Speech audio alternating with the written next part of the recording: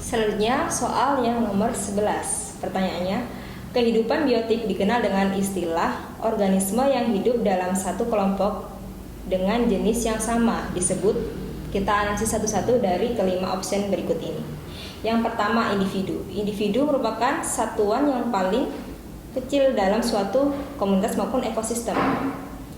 Kemudian yang kedua, populasi. Populasi merupakan makhluk hidup yang sejenis dalam suatu kelompok atau komunitas yang menghuni suatu wilayah. Kemudian komunitas. Komunitas itu merupakan kumpulan beberapa individu dalam suatu lingkungan. Yang opsi kelima yakni habitat. Habitat merupakan tempat tinggal makhluk hidup. Dan opsi yang kelima, spesies atau jenis makhluk hidup. Jadi kalau kita gambarkan, pertama itu ada individu-individu. Kemudian ada populasi. Selanjutnya ada komunitas. Dari komunitas ini akan terbentuk suatu ekosistem atau hubungan timbal balik antara makhluk hidup dengan lingkungannya. Nah, dari ke opsi individu, populasi, komunitas, ekosistem ini mereka tinggal di suatu habitat. Nah, kalau pertanyaannya itu organisme yang hidup dalam suatu kelompok dengan jenis yang sama, maka jawabannya yakni populasi yang B. Oke, selanjutnya kita lanjutkan ke nomor 12.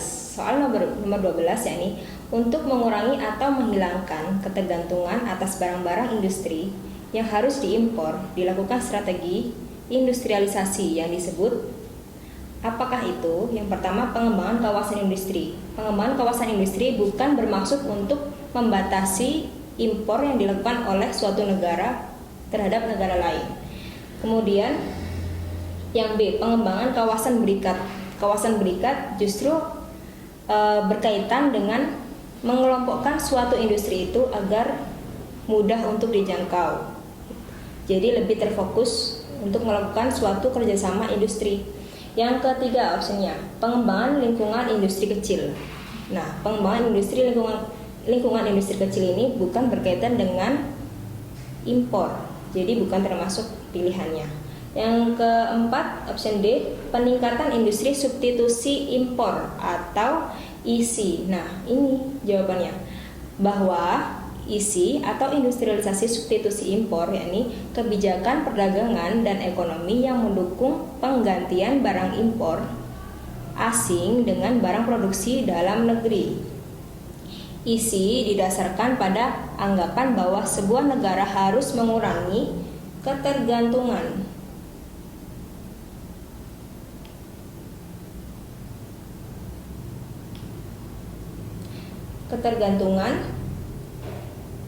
pada negara asing.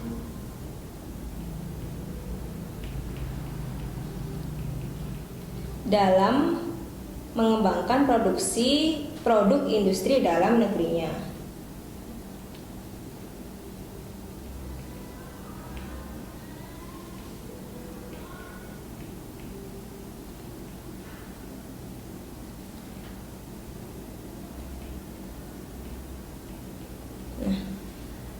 Apa usaha yang dapat kita lakukan? Yakni melakukan peningkatan industri substitusi impor, yaitu dengan kebijakan perdagangan.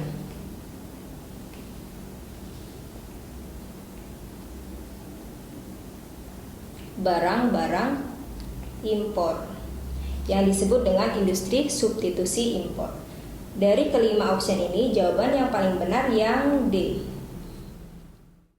Selanjutnya kita ke nomor 13.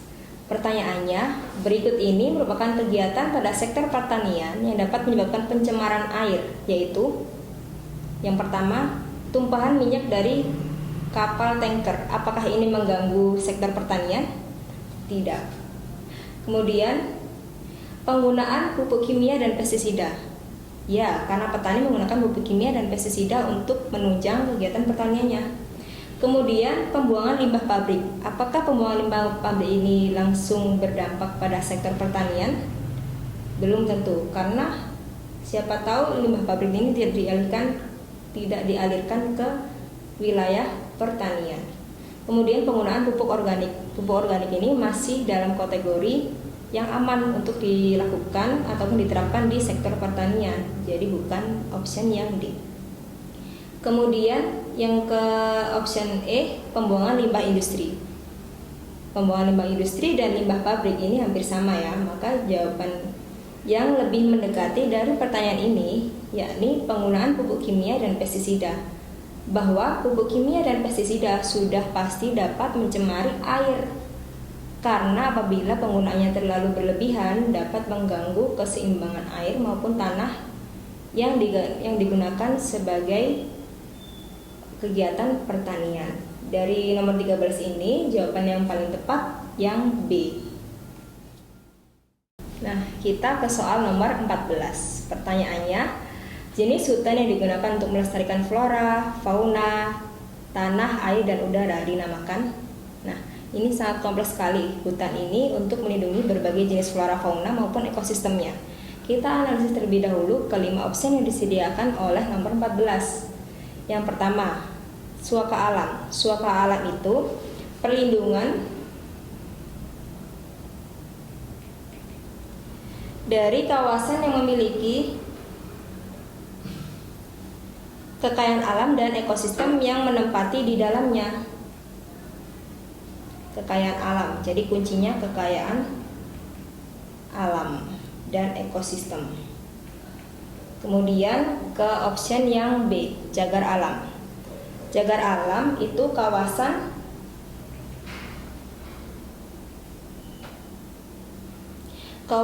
untuk melindungi kekhasan flora fauna.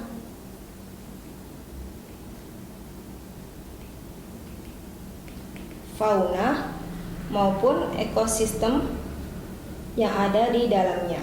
Kemudian yang ketiga yakni hutan cagar budaya. Tidak ada ya hutan cagar budaya, adanya cagar budaya untuk melindungi budaya-budaya yang ada di suatu wilayah. Kemudian hutan lindung.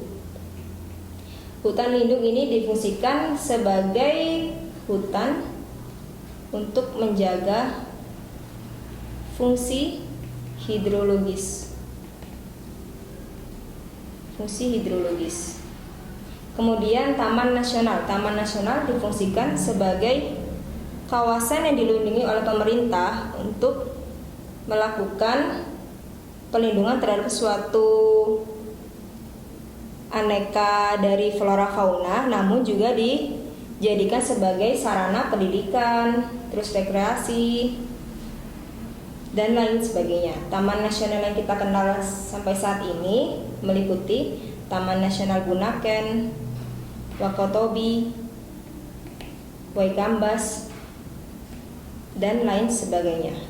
Nah, dari kelima option ini yang lebih mendekati jawabannya untuk melestarikan flora, fauna, tanah, air, dan udara dinamakan cagar alam. Maka option yang paling benar yakni yang B. Kita menuju soal yang terakhir, nomor 15. Gempa bumi tektonik di Lombok pada tahun 2018 terjadi akibat aktivitas sesar naik Flores. Mekanisme ini adalah bagian dari pergerakan bumi berdasarkan pemaparan dari Kepala Pusat Gempa Bumi dan Tsunami dari BMKG bahwa gempa yang diakibatkan oleh adanya aktivitas sesar naik Flores yang memanjang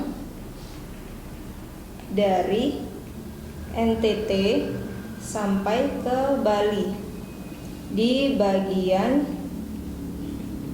utara, kemudian menyusup di bagian lipatan maupun patahan sepanjang Pulau Nusa Tenggara.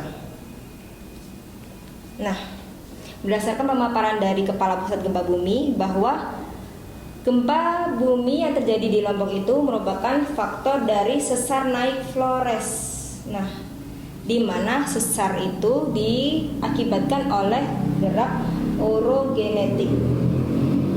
Gerak orogenetik atau orogenesa itu gerakan pergeseran lapisan kulit bumi secara vertikal maupun horizontal, dan ini relatif cepat dan wilayahnya sempit.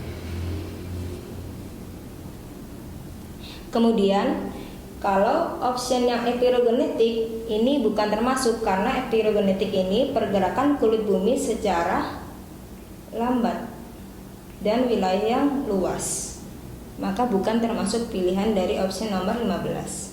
Kalau dislokasi itu perubahan posisi atau letak dari kompleks batuan induk yang mengakibatkan putusnya hubungan antar batuan.